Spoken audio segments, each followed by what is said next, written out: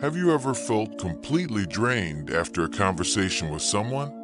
Have you ever walked away from an interaction feeling like a piece of your energy, your joy, your very self had been stolen? We've all been there.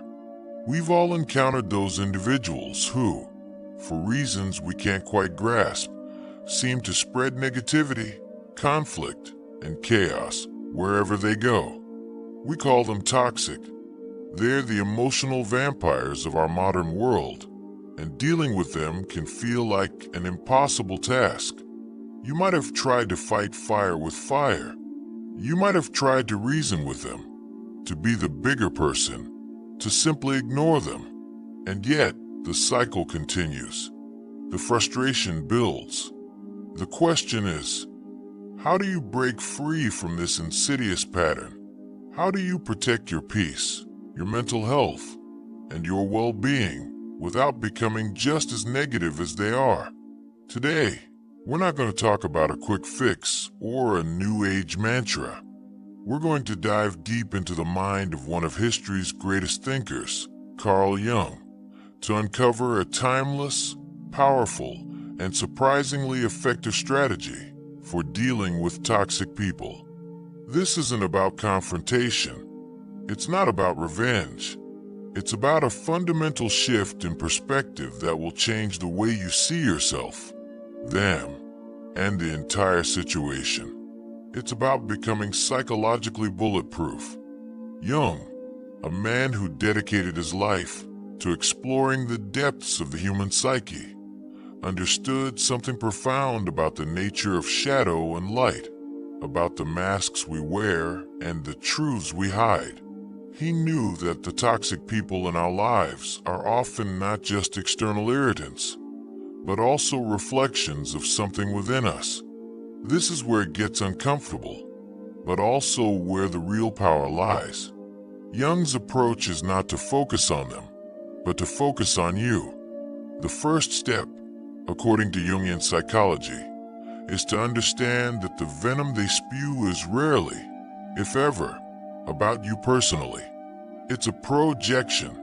It's their own unresolved pain, their own insecurities, their own unintegrated shadow being cast onto the world and, unfortunately, onto you. They are not seeing you as you are. They are seeing a canvas upon which to paint their own inner turmoil. The smart person, the person who understands this principle, doesn't take it personally. They don't engage with the projection. Instead, they observe it.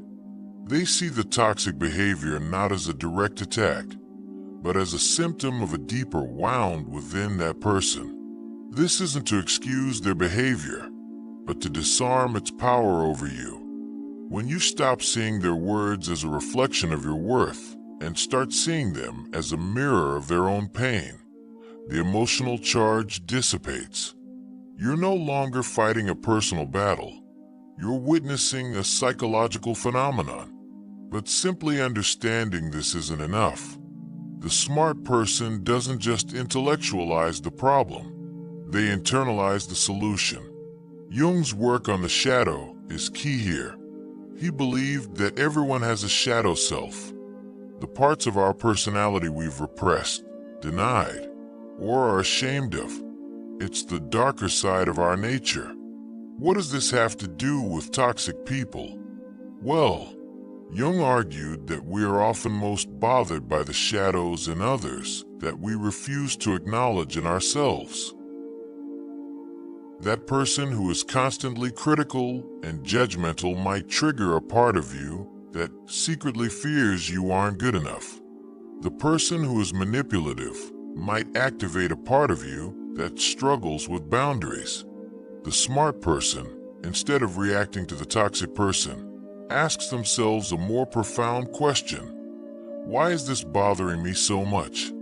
They use the toxic person as a mirror, a painful but valuable opportunity for self-reflection. They don't blame the other person for making them feel angry or insecure.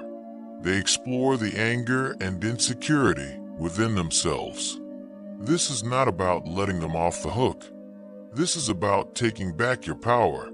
When you do the work to integrate your own shadow, to understand your own triggers and vulnerabilities, the projections of others lose their grip on you. They become like water off a duck's back, because you've already faced the demons they're trying to stir up. You've done the work. You've become whole. So, what does this look like in practice?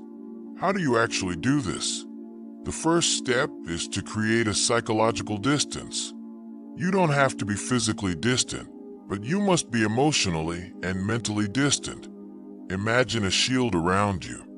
This isn't a wall to block them out completely, but a filter. Their words and actions hit this shield, and instead of piercing your core, they are transformed into information. What is this person's behavior telling me about them? And what is my reaction telling me about me? This is the core of Jungian wisdom applied to a real-world problem. You don't get pulled into their drama. You don't take the bait. You remain in a place of calm observation. You might respond with a simple, "I hear you," or "That's an interesting perspective," without engaging in the content of their negativity.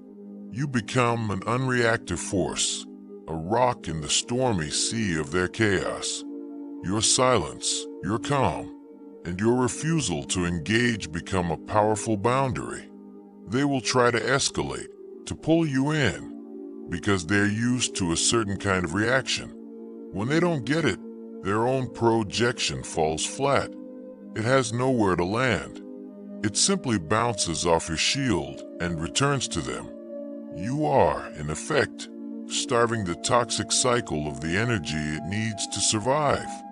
This brings us to the final, and perhaps most difficult, part of the Jungian approach: compassion. Not the kind of naive compassion that excuses bad behavior, but a deep, powerful, and intelligent compassion. It's the kind of compassion that comes from understanding. When you see their toxicity not as a personal attack, but as a cry for help, a desperate and misguided expression of their own suffering, you can find a place of genuine, non-sentimental pity. You don't have to like them. You don't have to spend time with them. But you can hold the understanding that they, too, are human beings struggling with their own unintegrated parts. This doesn't mean you become their therapist or their savior. It simply means you no longer carry the burden of their actions.